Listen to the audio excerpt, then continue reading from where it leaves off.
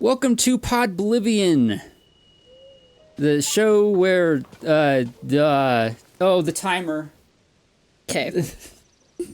Thank you for catching that. The show where we talk. I don't know. We don't really have a tagline for this. But yeah, I'm Void. I'm Cassie. And Cassie's my sister. I'm Void of voidbliviongaming fame.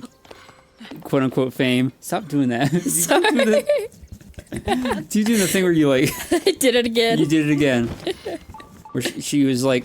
Cassie was just like rubbing a part of her face and made me think that she was pointing out something on my face. Just the way she was looking at me. I'm just looking at you while you talk. Alright, so, I already have something that... Like, something new to talk about. And the time that it took to take a break, which is pretty wild. Okay. But something happened. While we were on break, I was looking at my phone, and this is a little concerning, because I looked at my phone, and suddenly I have 4 new games on my phone. What? I did not install these games. What the hell? Yeah, here, I'll show you as soon as I'm done with this, this little combat thing. Did you just, like, they were just in your apps or whatever? Yeah. What the hell? Yeah, here. Let me show you. Okay. Yeah, so look at this. I got Best Fiends, Color Block. What the? It's alphabetized so you can find it by. Oh, yeah. So, and then I got Goods Puzzle something with like a rubber duck just like peeping me. What the heck? And then I got Vita Solitaire. I did not install these. So they're going bye-bye. Huh. I didn't... There was not a recent update on my phone, so I don't know why that happened. Strange. But I'm uninstalling them and hoping it doesn't happen again. Weird. It makes me think that maybe might be a virus on my phone. I hope not. Well, have you been playing any online games on your phone recently? I have not. I don't do any mobile gaming, really. Okay, not even like in your spare time you don't have games that have ads? Oh, there is Duolingo, but I don't like click on ads. And Duolingo, it's not. First of all, it's not really a game. Yeah. And second of all, it has not advertised any of those games that you just saw. Weird. Yeah, so I don't know what's going on with that. It's a little sus, though. The reason why I ask is because, you know, I've been playing kind of a idle game called Alien Invasion on my phone. Yeah. Well, so what's great about the game is that it has no forced ads. Oh, great. So it doesn't force you to watch an ad every, like, goal that you achieve or every couple 5 minutes or something like that. However, you can watch ads of your own choice to progress further in the game. So, like, maybe you get more free resources or something. Oh, cool. Yeah. So, it's completely of your own volition. If you don't need the resources, you don't need to watch the ad. You never have to watch ads if you don't want to. But recently, in a phone update, I've noticed that the phone started doing something that it hasn't done before, where basically I was watching an ad to get resources and I started just playing the game that was being advertised as I was waiting for the ad to finish. Okay. It got to the point where I could have clicked out of the ad, but I was just messing around within the game that was being advertised. Uh-huh. And then it got to the point where you couldn't progress in the game until you download the actual game and you're no longer in the ad anymore. I never download the games, but it got to the point where it was just like, oh, you've been playing this ad for long enough, let me automatically download the game for you. Oh. Huh. Yeah. And I didn't want it downloading, and suddenly it just downloaded onto my phone. And I was like, what the hell? Get this thing off. Because, like, I was just having fun while I was waiting for the ad to finish, and then I just kind of, like, got distracted and kept going with it. but then it automatically downloaded the game. Which I don't like. It should require my permission to download anything. Where'd that... Did I have a broken bow just a second ago? I have no idea. Oh, did I drop it? Maybe. Oh, I did drop it. Okay. But yeah, so based off of that, I was wondering if maybe you were in some sort of app, pre-existing app on your phone, and they showed an advertisement with a game, and then automatically downloaded that game. I don't think so. Huh. I don't think that's what happened. Weird. Because, yeah, those games were not advertised. Weird. So, yeah, I don't know what's happening with that. You know what? I'm just gonna check again to see if they popped up again. That would be crazy if they did. Could you imagine? Because I did uninstall them. Okay, they're gone. They're not there. Okay, and stay that way. Don't come back. Weird. Weird. Okay. All right. So anyway, with that out of the way, that was a little interesting thing that happened. All right. I think it's time. Yay. It's finally time. So, I don't know who is listening to if anyone's listening to this. Like, if anyone's listening to every episode of this or watching every episode of this, you might not know, but in episode 6, I believe, Cassie and I had a discussion about. I brought up the fact that I'm reading Judge Dredd, and by some miracle, Cassie became interested in Judge Dredd. So we started a Judge Dredd Book Club, just the two of us. Yep. And yeah, we're gonna talk about Judge Dredd. Yay! So yeah, we decided we kind of agreed that we would be we would be reading one volume between recording sessions. Mm-hmm. And I'm already on I'm at the end of volume 2, also known as Complete Case Files 2. And so Cassie's trying to catch up to me right now. Yeah. And we thought it wasn't going to happen, but she actually read through all of volume 1. Yes, I finished this morning. Yeah, this morning. So she is now through the whole first volume, which includes 2 full story arcs. Yes. So yeah, just initial thoughts, Cassie. What do you think about Judge Dredd? So, initial thoughts, I definitely felt like it was very goofy. Yeah. Kind of like something, when you were explaining to me this comic, you were saying that it's very goofy, like Kung Pao, like early Batman kind of deal. Did you say Kung Pao? like Enter the Fist? Yeah. Chosen one! Oh god. Bruh.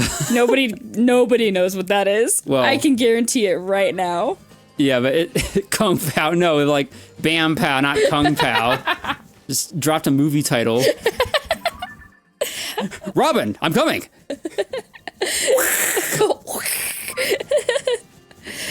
I guarantee you nobody knows what we're referencing right now. That's like niche. That's wild. That's incredibly niche. But yeah, it's like old Batman. That's kind of what I described it as. It's like, yeah, it's kind of cheesy, or corny, whatever you want to. It's corny Bam Pow. Yeah.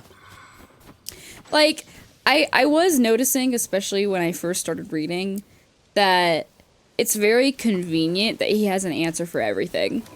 Like, something happens and he's like, I conveniently have a visor that will prevent me from being blinded from this bright light. Well, that's how Batman works. He's got like those bat gadgets on his utility belt. So it's just kind of like that. Okay. Because yeah, I was like, wow, he just has an answer to everything, doesn't he? Oh, yeah, that's typical like comic book hero behavior. Yeah, and that makes sense. And I got used to that. It's fine. It's still enjoyable, obviously. I'm not like complaining about the fact that he conveniently has an answer for all of the crimes that he's, solving. But yeah, so that's just the initial thoughts. Do we want to get into the first story arc? Yeah, like, yeah, the big story arcs are probably going to be, we're not going to, like, remember everything. Right. But, I would say that it's the first, like, so the way Judge Dredd works is, like a lot of comics out there are, standalone, just, like, contained stories, or stories that are just, like, one issue. That's like what most comics are. But then also you got, like, those story arcs where there's strong continuity, and it's just like things are the way they are for this, like, many issues, and then it goes back to being normal. Yeah. So Judge Dredd will have, like, these bottleneck episodes, but then sometimes you'll get a story arc, and then it'll be like, oh, so this is happening now. This is the way it's going to be for a while. So the first story arc is called The Robot Wars. Yeah. And I got to tell you, Cassie, I think that was the point. That story arc was the point where I was like, I'm reading something special. This is something special here. It was specifically the moment where Call Me Kenneth. Yeah. Who is the villain of that? Call Me Kenneth is a robot that goes rogue. Very, very normal name for a robot to have, by the way. Call Me Kenneth. Who could forget Call Me Kenneth? Right. It was the point where he said, yes, I'm a big fan of Adolf Hitler. Yes! I noticed that. I was like, what the fuck? I'm a big fan of Adolf Hitler. I'm like, holy crap. I actually just laughed out loud. Yeah. I was like, what am I reading? Yeah. That was wild to me as well. Yeah, I was just like, I got something special here. And you know what? I'm invested now. I'm invested now. If that can just happen out of pocket. Yeah. Okay, so my question for you is, what were your initial thoughts about the robot uprising? Because I have my thoughts. Well, first of all, just the whole topic of robots, like, gaining sentience and whatever, that's definitely a common topic for, science fiction, and Judge Dredd is very much science fiction. You probably see by now that it's less dystopian. Yeah. And more like retrofuturism, like, oh, the things, the flying cars and stuff. Yeah. And, so yeah, robots, that's like a very, just like, okay, let's just get this out of the way. This is kind of what you would expect. But I did think it was an interesting angle to have it be more like, from the angle of, oh yeah, so if they start feeling, they could also start breaking laws. Mm-hmm. As Judge Dredd, he's all about, like, are people gonna be breaking laws? I don't want that. Yeah. So that's his main issue. And well, it's a little bit more than that, because he's just like, let's just kill humans. Right. Yeah, I don't know. I mean, but it just kind of like, I don't really, like, have many other thoughts on it, because it was just very like, I don't know, like, very normal or common? Yeah, it just felt like it just didn't really stand out to me just compared like to other stuff. Topic. Yeah. Okay. I guess my thoughts on it, and I mentioned this to you over text, was low key. I mean, let me put this out there. I did not agree with the robots choosing to just kill everybody. Yeah. Because, it was a robot war. They're uprising, and they're like, let's just kill all the humans. Like, I like how you said that, like that's like a hot take. Oh, no. That's not a hot take. I'm saying, no, my hot take is coming, okay? Okay. I'm just setting it up. I'm setting up the hot take. Maybe we should start killing humans?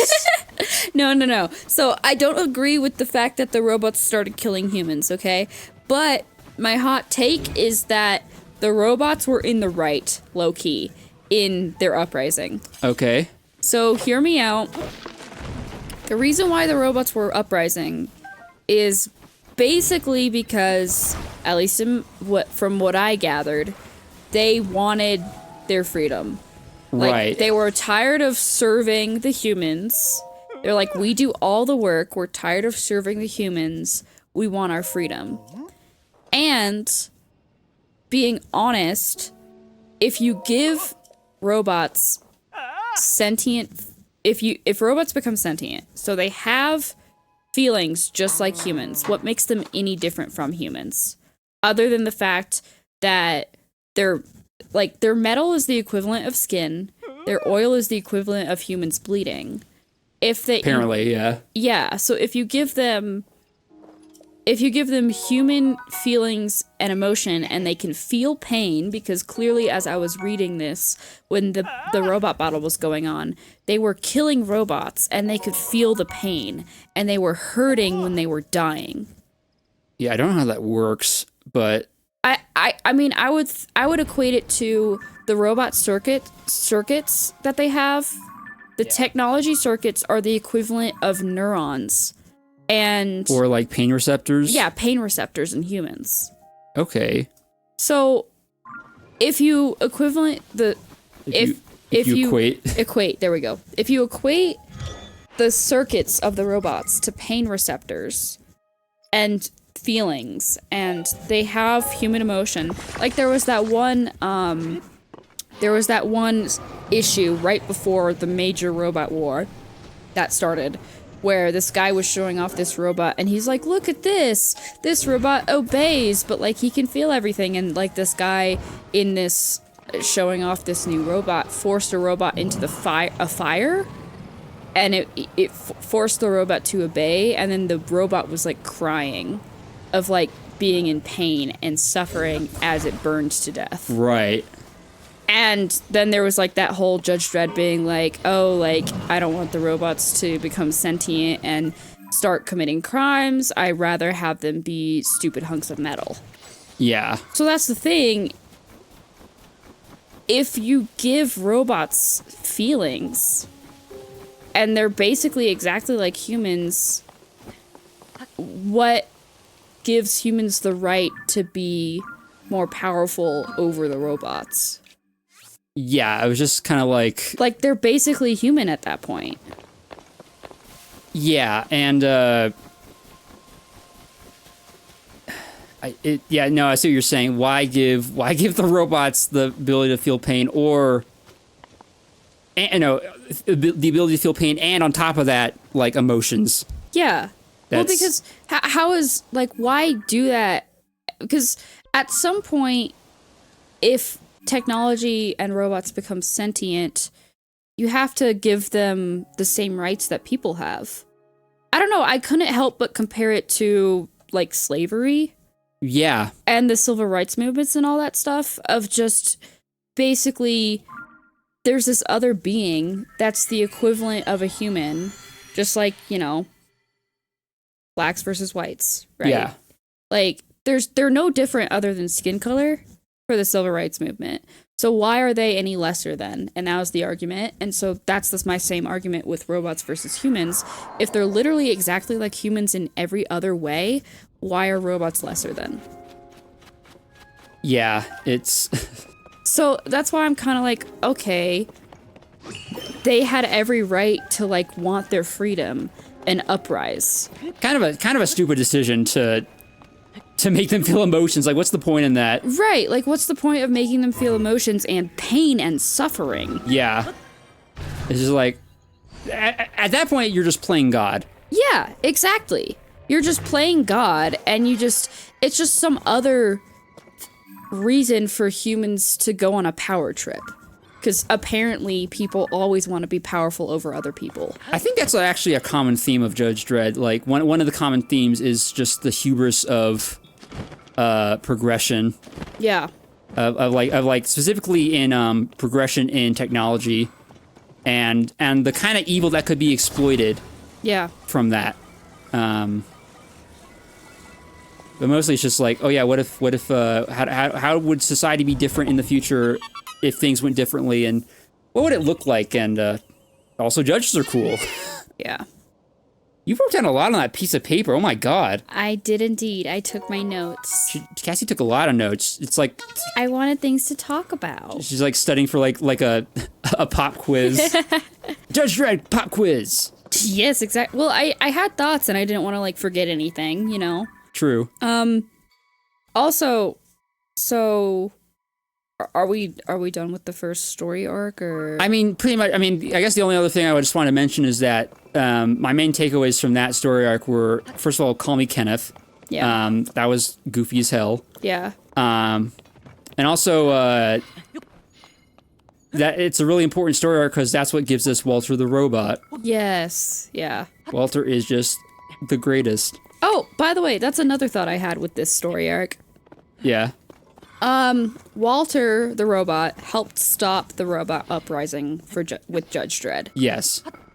And then what drove me crazy is they literally had a ceremony Yeah. to give Walter his freedom. Yes. Which is basically just a nail in the coffin, basically saying that all the other robots are slaves. Like, and then they just kind of like brushed over it too. Yeah. They're just like, oh yeah, you're amazing for putting the robots back in their place. So, like, you're working against your own interests, so now you get freedom. Kind of fucked. Yeah. And they just like brushed over that and then moved But then on. Walter was like, but I don't want to be free. Yeah. I'm like, what? No, that's crazy.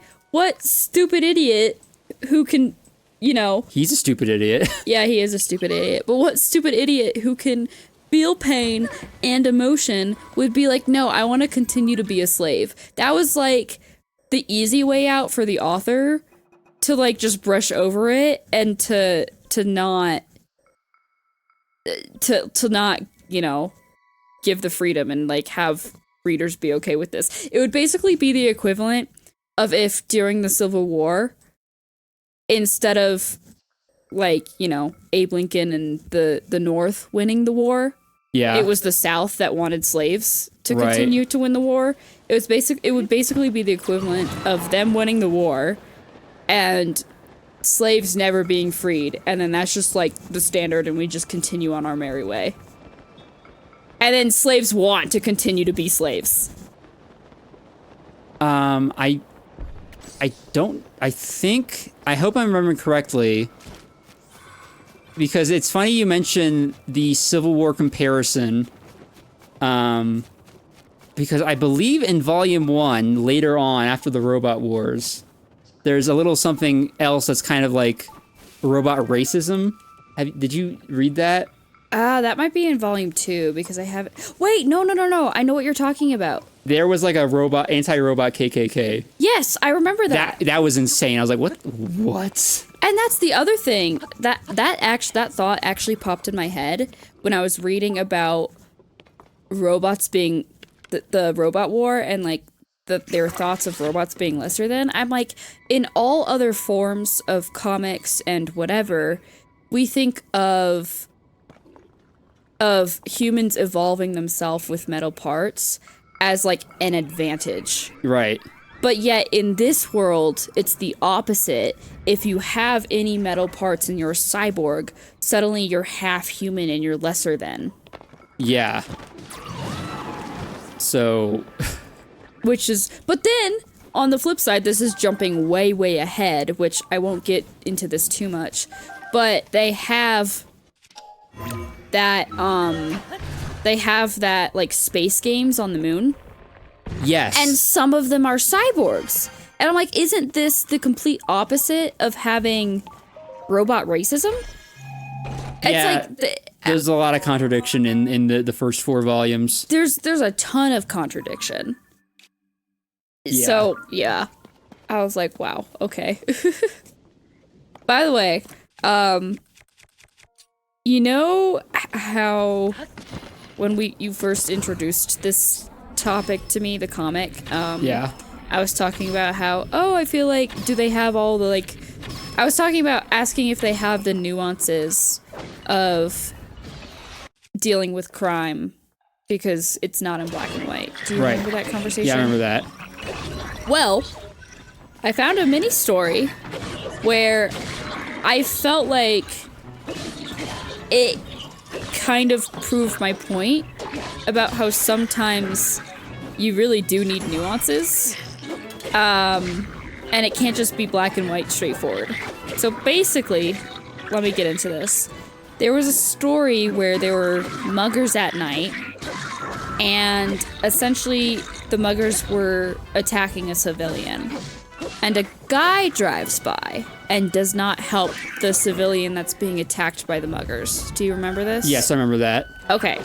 And so, of course, Dredd saves the day and, you know, helps the guy. And then he later goes and tracks down the dude that drove by and didn't help the civilian. Right. And so he literally tracks down this dude, says his car was causing pollution. Yeah. And then the dude was like, wait, no, I promise I'll get it fixed. The guy that was being attacked, he ripped off my tailpipe or ripped off the filter or whatever. And so my car is causing more pollution. And Judge Dredd immediately was like, nope, you get no choice. I'm blowing up your car. And literally just destroyed his fucking car on the spot. Yeah. And like, I was reading this, I'm like, what the hell? That is so extreme. Like, first of all, in real life, nobody ever has an obligation to put their own selves in danger to help another person. Right. There is no law legally requiring you to go help another person, especially if it puts yourself in danger. Because that means that there's just more people that first responders have to deal with now. Right. And or for example, kidney transplants. You have 2 kidneys. Even if you're the only person on the planet that could save somebody else's life because you're the only one that is a match for a kidney transplant, and you even have 2 of them, so you technically don't need one, there's no law requiring you to give up one of your kidneys. So I felt like it was extreme for Judge Dredd to purposely target the guy that didn't help the civilian just because he did not help him. Like, he wouldn't have been a target for Judge Dredd if he had helped the guy. So this actually is an interesting real life comparison. There is something called the Good Samaritan Act. Yeah. I think I'm aware of that. Yeah. It's like a law in certain states, I think. I don't know which ones. I actually don't know if this has changed at all, but this at least was a thing. And it's like if you are if you could help someone in distress, then you should. Okay. So that might be like what they were going for in that story. Right, but the guy in the car would have become another victim of the attackers if he got out of the car to try and help the civilian. You're saying he would have been defenseless? I mean, I would have just said it would have been putting his own life in danger from the muggers. Well, yeah. That is true. But I don't think the Good Samaritan Act really accounts for that. But anyway, the point, I guess, but even though that seems kind of like a little weird and like that it doesn't make sense, we do have to keep in mind that it's like a volume 1 story. Okay, and, so but I think Dredd's logic was that if the law he was enforcing was in fact like a Good Samaritan law, then he was or maybe it wasn't, even though there wasn't a Good Samaritan law, he was trying to get the guy for something else to like equate for him not helping his fellow citizen. okay. Yeah. So I looked up Good Samaritan law. Good Samaritan law protects people who give reasonable assistance in emergencies without expecting compensation. Okay. The goal is to encourage bystanders to help without fear of lawsuits for unintentional harm. So Okay. the Good Samaritan law is actually most commonly used, because when you were saying this, I was like, wait, no, I think you have it backwards. Okay. The Good Samaritan law is most commonly used for people who are trying to give CPR and save somebody's life, for example. And keep in mind, when you're giving CPR, the person's already dead. Right. Because CPR is only ever used to bring somebody back to life and cause their heart to start again and cause them to start breathing again. Right. What can happen is, You can damage the person while you're giving CPR. yes, you can unintentionally break ribs.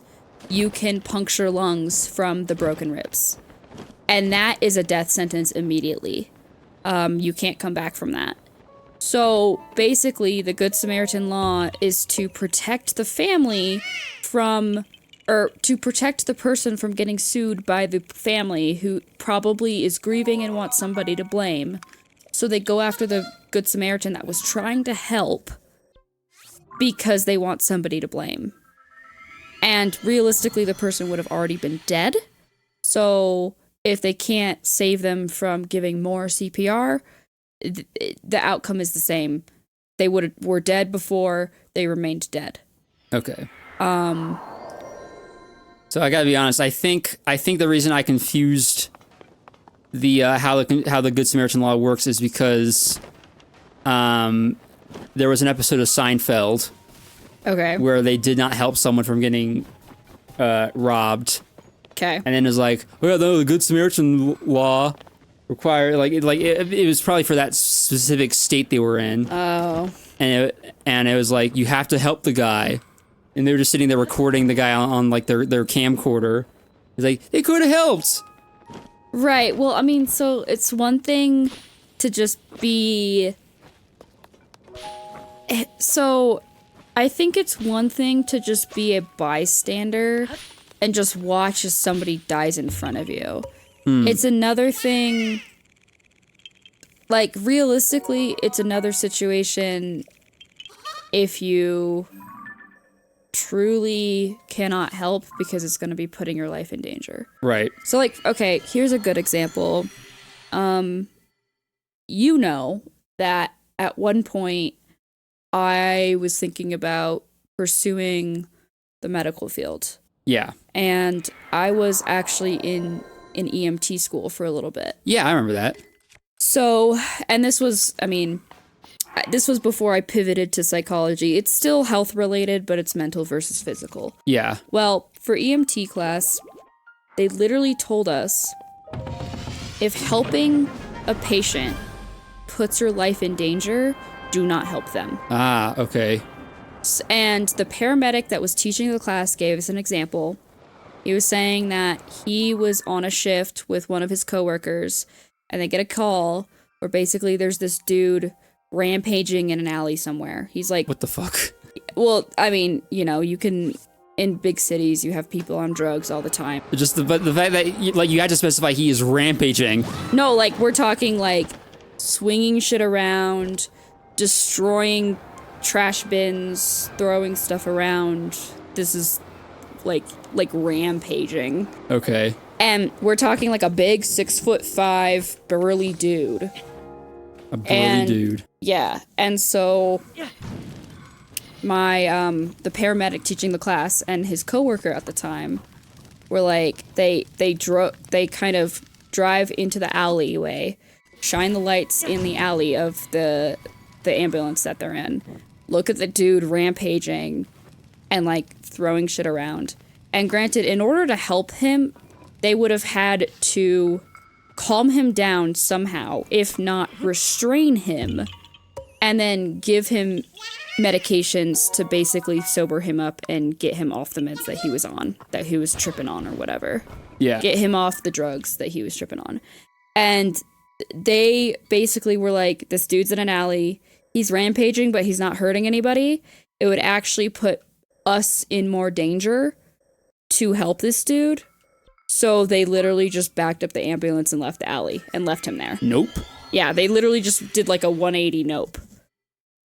Okay. So that's kind of my point. Like, if the paramedic and his coworker had tried to help this dude rampaging in an alleyway, they would have put themselves at risk, and then somebody else would have had to try and come save them. Yeah. So it's just better to, like, let it be. You know, okay, now here's an interesting thing. To go back to that Judge Dredd story. That actually, if you remember, from toward the end of Volume 1, there is a contradiction.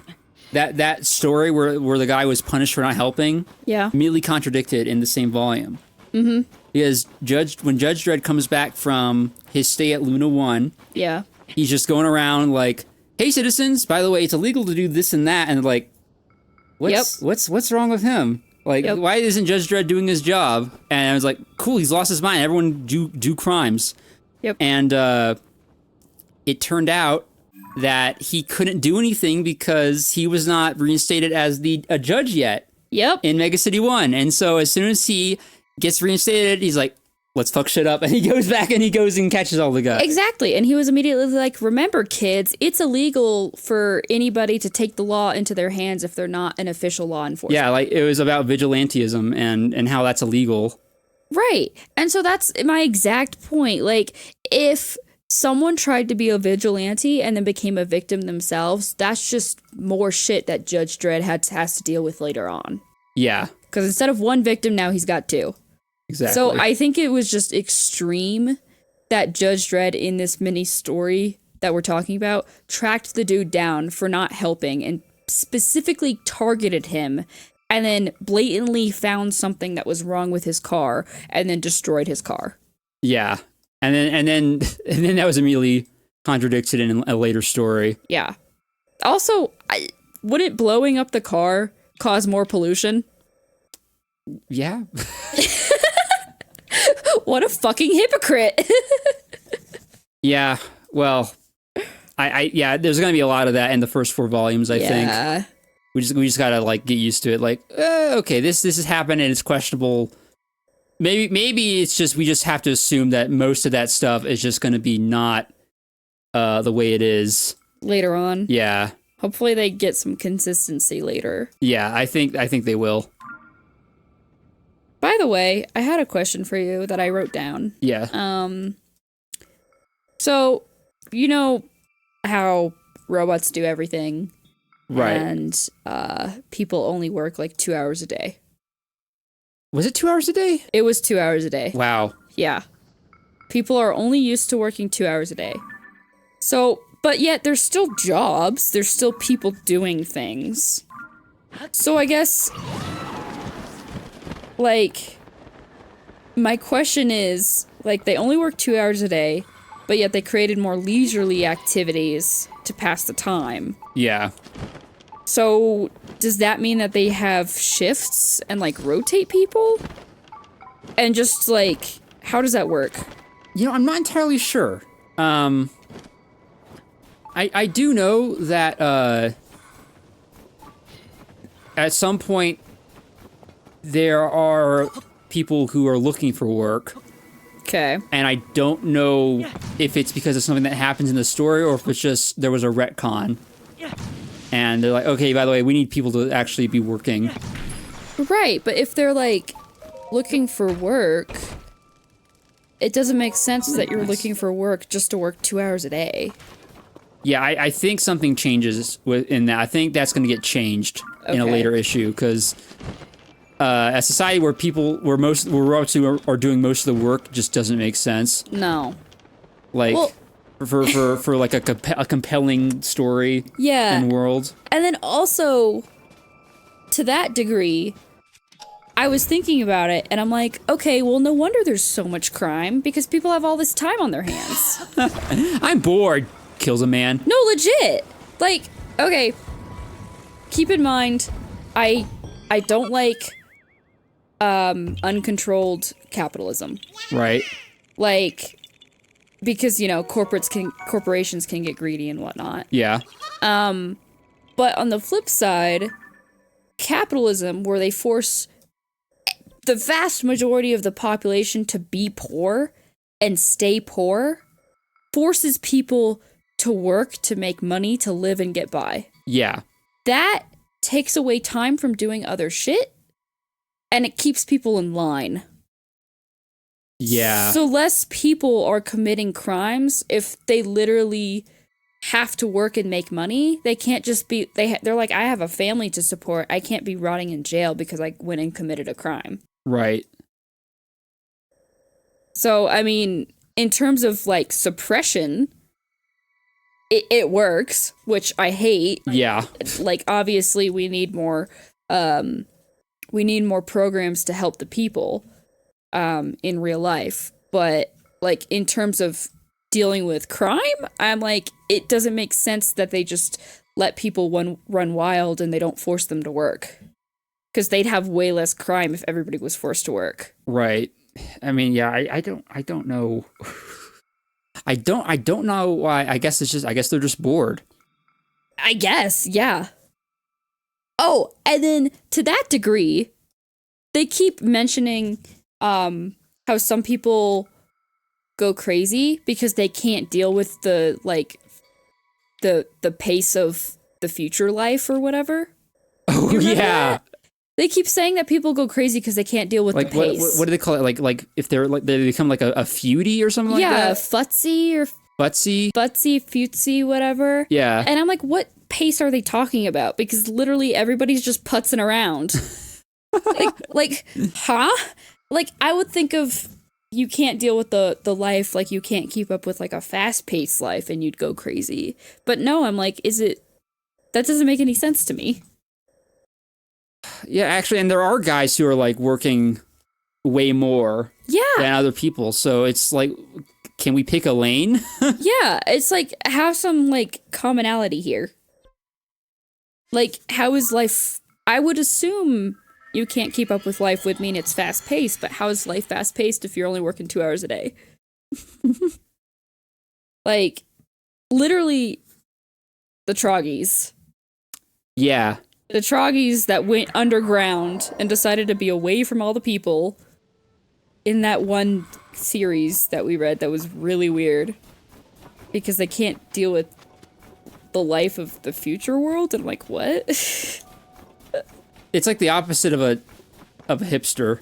Yeah. Like a really just like what if someone just wanted to so the Troggies, for those who are confused, that's like one story in Judge Dredd where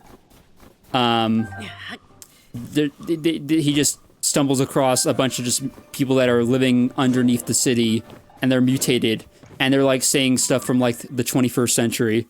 Yeah. And it's just like, what? It's very hipster. Well, anti-hipster, right? Well, they were speaking in like disco. Well, yeah, hipster to like for that time. Yeah. But the irony is that it's not hipster anymore because they're so just like they've been living under a rock. Oh god. So it's kind of funny. They just become the opposite of hipster. Yeah, it's very confusing. Oh god. Like groovy. And there's like, go! No! God, no! Yeah. God. Okay, other question. What the heck does Drock mean? So I think that's like, yeah, that's, I knew you would bring that up at some point. I think that's just like a swear substitute. Okay. And I think the implication is that we're so far in the future that we have new swears. Okay. And he's like Drock, and then he's like by he like some dude's name that I don't even know who it is. Right. So the reason why I'm confused with the term Drock is because of all the different situations that they use it in. For those of you that are listening, Drock is spelled D-R-O-K-K. Yeah, and Judge Dredd says it a lot. He's like, Drock it, or... So I wrote down a couple examples. There's Drock you, which would be the equivalent of like darn you or damn you. Right. Drock it, but that was in the context of gun it. Like, put the pedal to the metal and gun it and like go fast. Oh, I know. I thought he just said. I thought it was like fuck it, like just do it. No, that was like gun it. Oh, okay.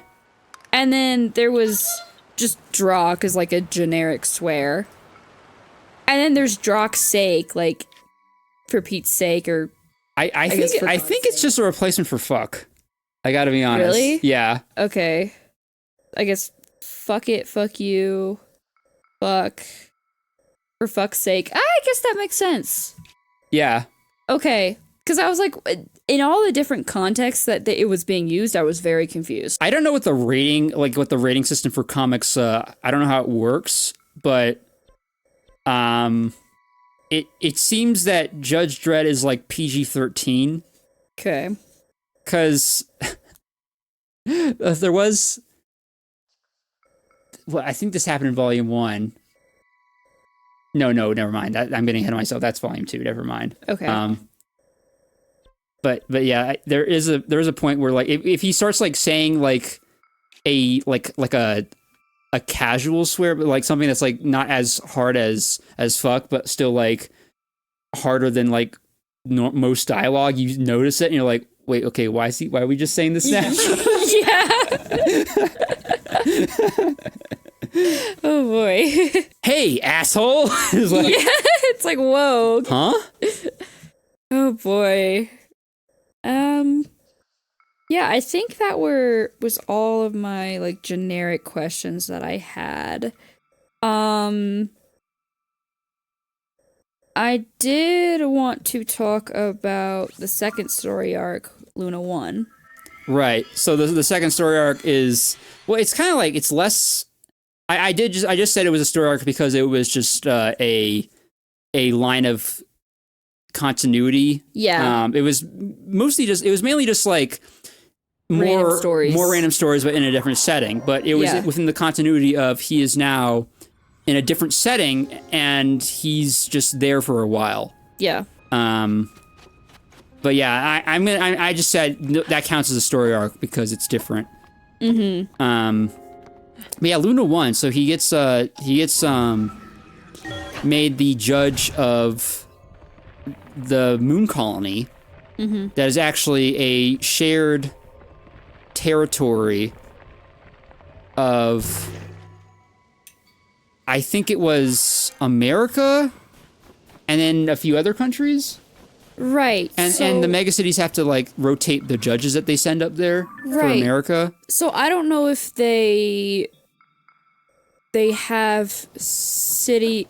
They didn't really address the cities from other places. They only said that at least for the territory for America, it was divided up amongst the 3 cities. Yeah, and that's Luna 1. That's the I guess that's just the American colony on the moon. And then there's the other countries like Russia, which is still Soviet Russia for some reason, because they thought that was just going to be a thing for the rest of time. Yeah, I was like, they literally called it Sov cities. Oh yeah, that's right. S-O-V, Sov cities. They leaned so far into it.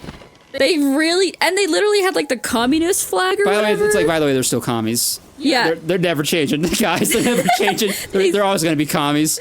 Spits on the ground. Just the assumption that they're always going to be, like, I was like, oh. That was kind of funny. I was like, we're literally just going back to, like, all the communist shit. Because this was in the 70s. Yeah. And the wall wasn't taken down until, like, when was it?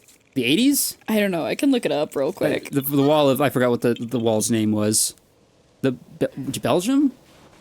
No. I guess I could just Google, like, when was the Soviet wall taken down? Because that was kind of just like, that was kind of when it just, when the USSR fell. Yeah, I remember that event was shown in in this movie I saw called Tetris. Oh, Berlin Wall. The Berlin Wall, not Yes. the Belgium Wall. What the hell am I saying? Berlin Wall fell in November 9th, 1989. Okay, so yeah, so that was far off, and they're just like, well, this is just going to be a thing for the rest of time. And Volume 1 was made in 1777, or sorry, God, 1977. Yes, 1770. Yeah. By Jove! These criminals! Yes. That's like Everyone's running around with America top was hat. barely a thing. Yeah. I don't even think America was a thing. Wait, 1770s wasn't 1776 when was America founded? Okay, hold on. When did 1777? 1776. So, 1 year. oh yes, Judge Dredd Volume 1 was published in 1777. 1 year after America was born. And we're already thinking about the future. Yeah, 2100. By Jove, great Scott, old boy. Oh my god. George Washington was just like 1 year off. He's like, what the fuck?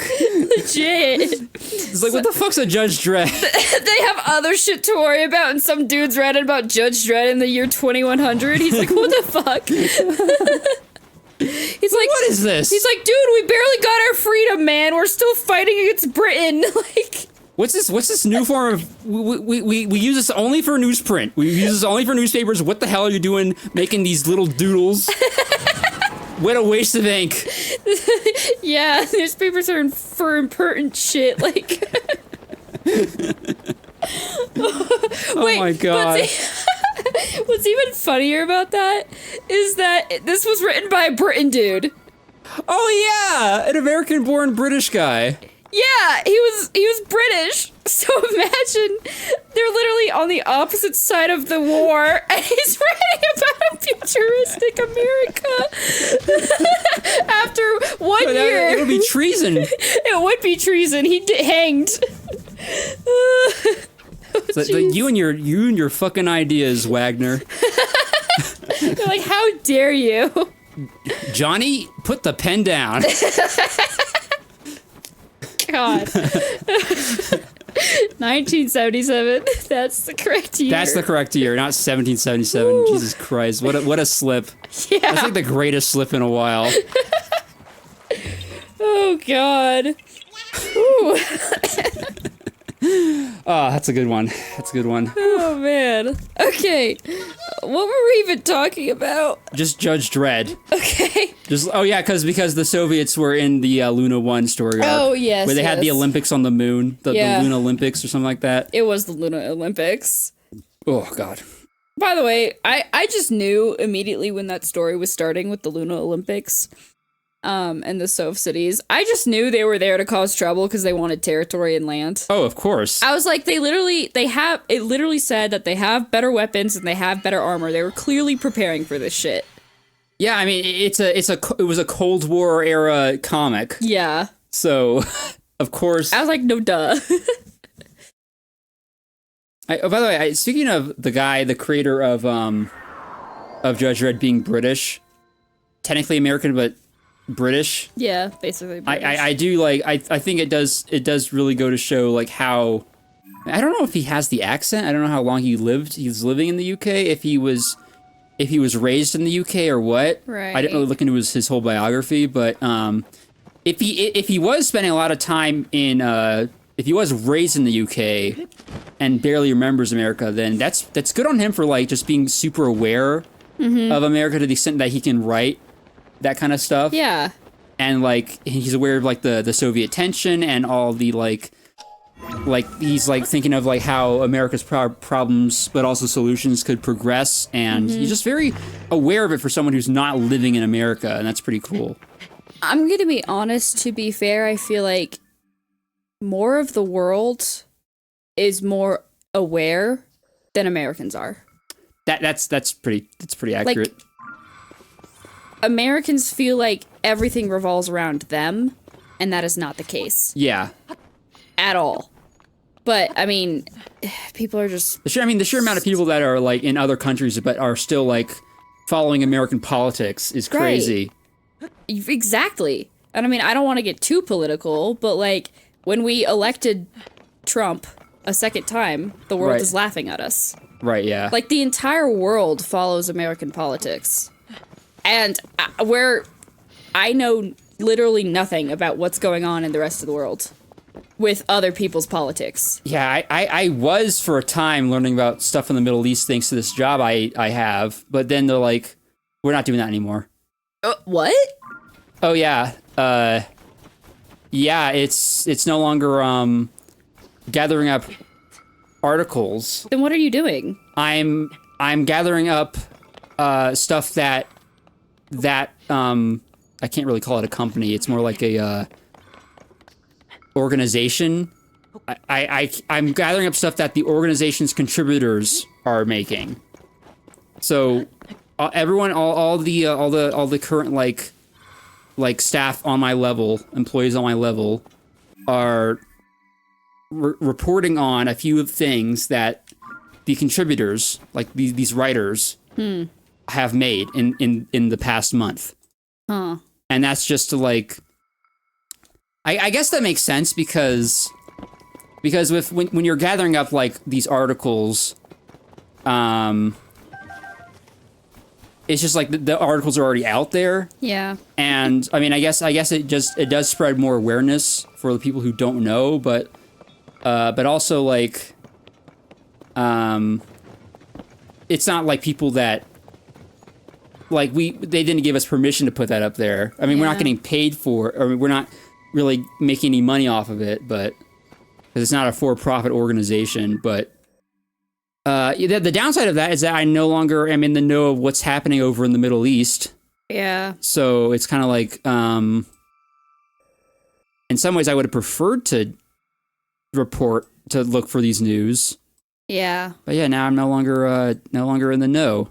You know. I mean, I guess you could go and do research on your own time, but you have to be very motivated to do that. Yeah, I'm not getting paid to do that, so. Yeah, I mean, and that's the exact thing. Like, I mean, it's very hypocritical of me to be bashing on Americans for not knowing about other parts of the world when I literally don't know other parts of the world. I mean, at least I'm self-aware enough to recognize that. Yeah. But it's also on the flip side, like I got my own shit to deal with. I mean, and in literally everyone's defense,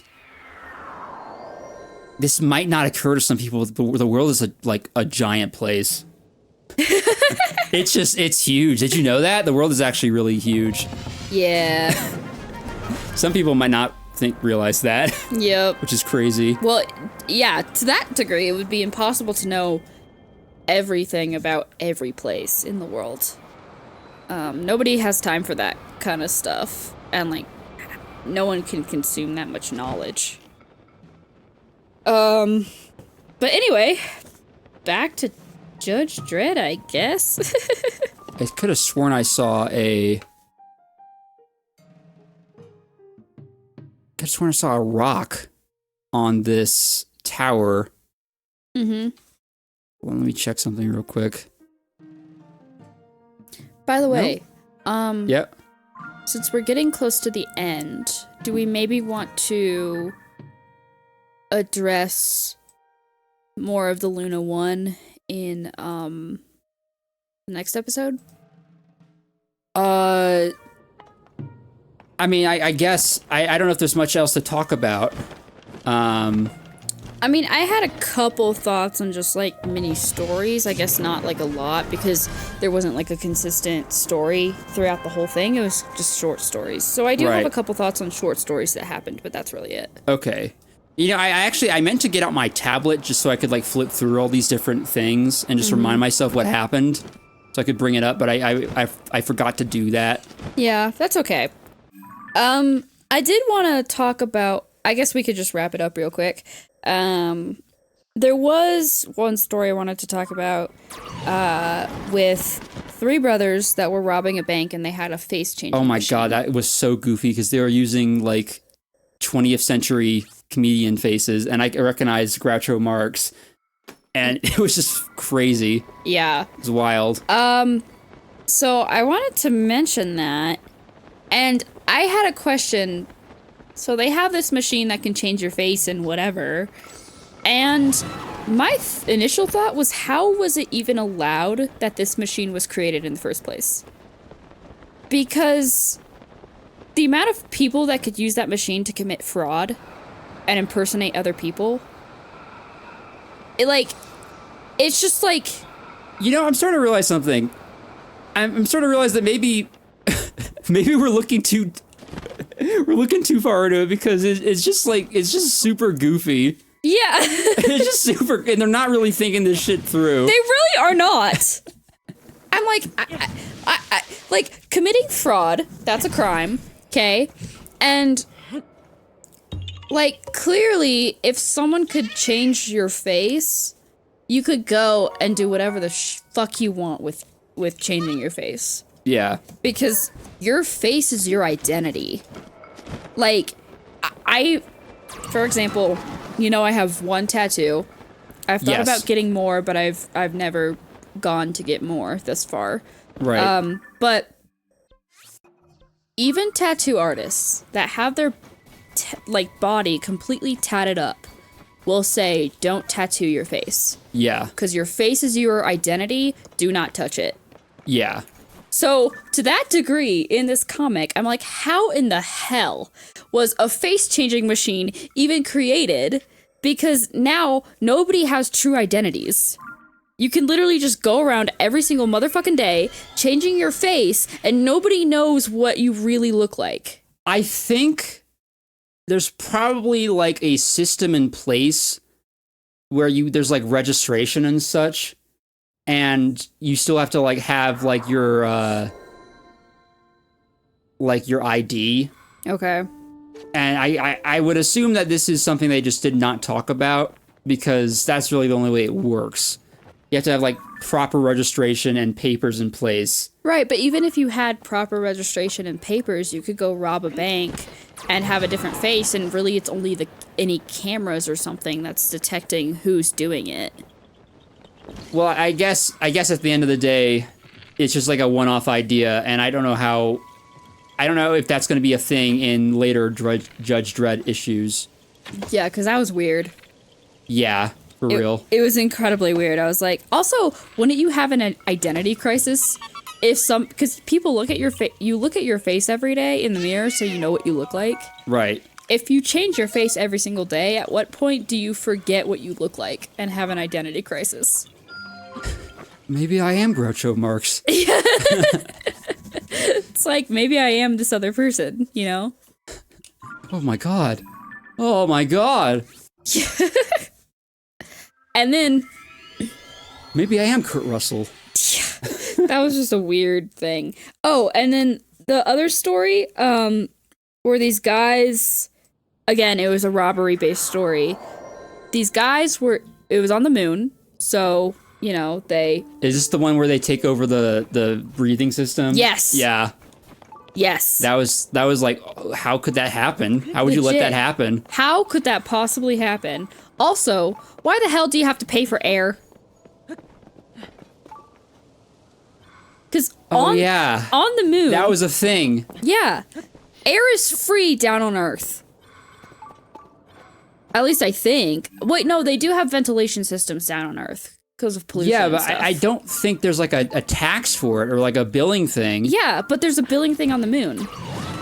I think it's just like we're being goofy.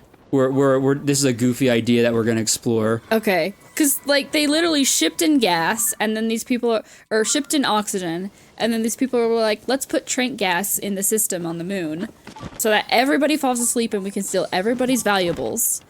And then, like, Judge Dredd is like, how are we gonna catch these guys? They left no clues, blah, blah, blah, blah, blah. And then, for whatever reason, these dudes were conveniently behind on their oxygen bill. And the guy was like, oh, you're behind 2 months on your oxygen bill. I'm just gonna take away your oxygen. Sucked away the oxygen out of the room, and these criminals died. And they found him 3 days later. He died from not paying the bills. Yeah. And that's my verdict. Literally, Judge Dredd was like, it pays to be up on your bills. Like, at the end of it, I'm like, what the hell? Yeah, you know, I think that a lot of, especially in Volume 1, it's just like fucking satire. Yeah, this is just crazy shit happening. And I'm like, shouldn't it be free to have oxygen? That's a basic human right. Because literally, there's nothing stopping corporations from having a monopoly on oxygen on the moon and then jacking up the price and making you pay whatever you have to because you have to have oxygen to live. Why the fuck is he coming over here? What are you watching? This Lionel. He's like following my... What? What the hell? That's never happened. He can Lionels actually teleport? Apparently. Jesus Christ. Okay, all right. No, I got this though. I'm gonna do this. God, but yeah, it's just a lot of satire in Volume 1. Yeah, I was noticing that. Apparently I shouldn't be like thinking too deeply about any of this stuff. Yeah. It's just like fucking wild. It's crazy. It's just pure bananas. Yeah.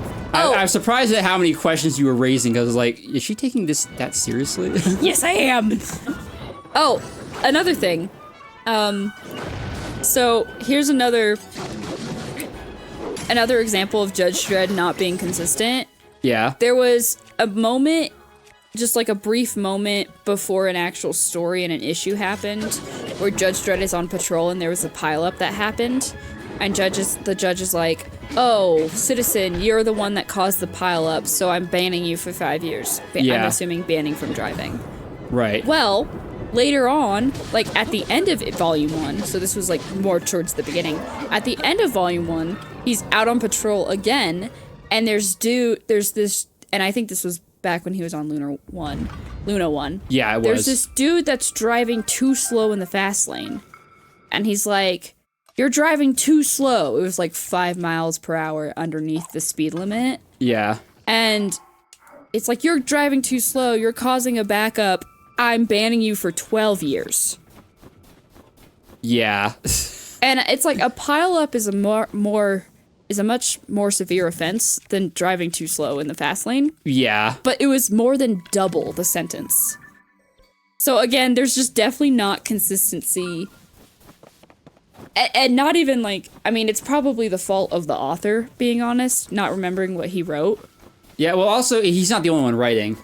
Oh, that's true. Because there's other people writing, and I guess they just weren't thinking about how people could forget some things. Yeah. And yeah, that just kind of led to a whole bunch of inconsistency. Yeah, because clearly they say that Judge Dredd is tough but fair. Right. You're clearly not being fair if you give a 5-year sentence to one dude and a 12-year sentence to another dude for a lesser crime. I think it just leans so hard into comedy sometimes. Just like what's happening? I mean, you don't even know there's something that happens in Volume 3. Oh, okay. That it's like the one Volume 3 story I read before I backtracked even further. Okay. And it was just like, what is this? By the way, one more thought before we finish talking about Judge Dredd. Right, because we do have to wrap up this episode. There's a lot of casual death. Oh, yeah. Like, they just brush over it, but it's like, oh yeah, 50,000 people died. Wait, was that stated? Was there like a statistic? Yeah, there was a statistic. It was the issue, I think, after Luna 1 when he got back to Meta City 1. And why did they die? It was because of that Elvis, the car.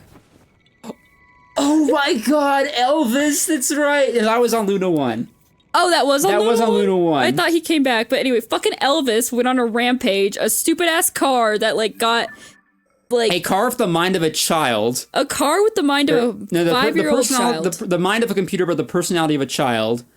And again, this goes back to robots being sentient, but whatever.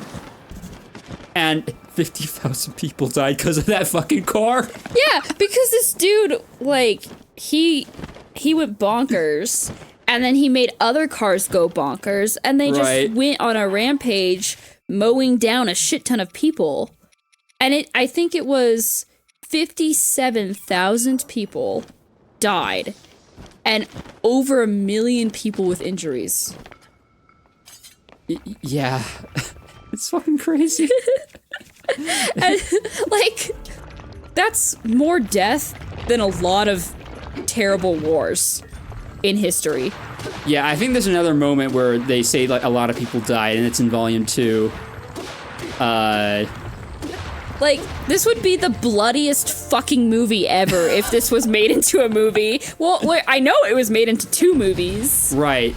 But, like, if they actually addressed all the death that was happening in all these comics, because people are dying, like, on the regular, and if they actually addressed all the death that's happening in all these issues of this comic, it would be a ton of, like, it would be bad than, you know the classic scene in that one movie that depicts D-Day?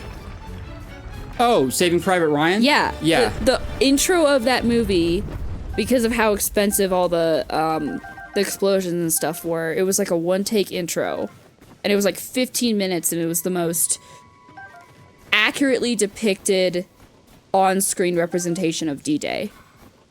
We need an accurate depiction of Elvis's rampage. Exactly. Elvis the car. It would literally be worse than D-Day. Yeah. Like, there's so much blood and gore. Like, they literally showed a dude's head being crushed to oblivion by Elvis Oh, yeah. when he was run over. Elvis the car. We have to specify Elvis the car. Elvis the oh yeah. This wasn't like, thank you very much, and then he just...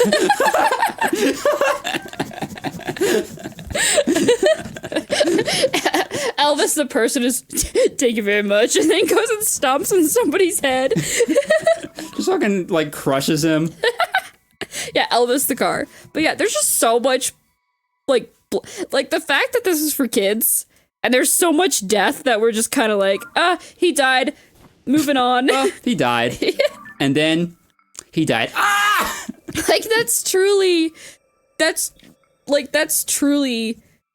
shows just how goofy this comic is. Yeah. Like, there's so much death, and they're just brushing over it.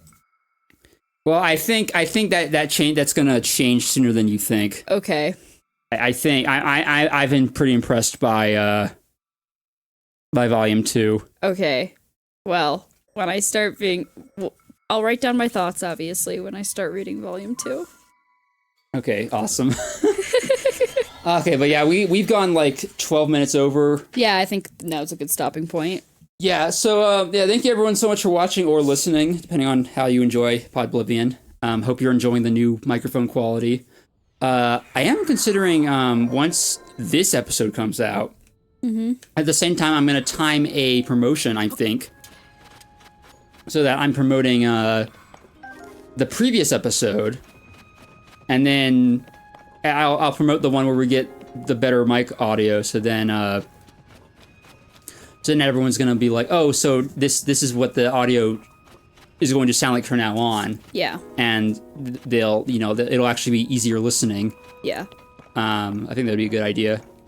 But yeah, hey, if you guys like what you see or you're listening to, make sure to like and subscribe if you have not done so already, and also consider hitting that notification bell so that you know when I upload these or other videos, or when I go live, because I also stream. And another episode of this will be going up next week, if everything goes according to plan, which it should be. Oh, is that Shooting Star? God damn it, Shooting Star. I don't think it spawns though. Yeah, it didn't register. Okay, so yeah, see you guys. Wait, that's not my outro. Until next time. Bye bye. Ooga booga. See you guys.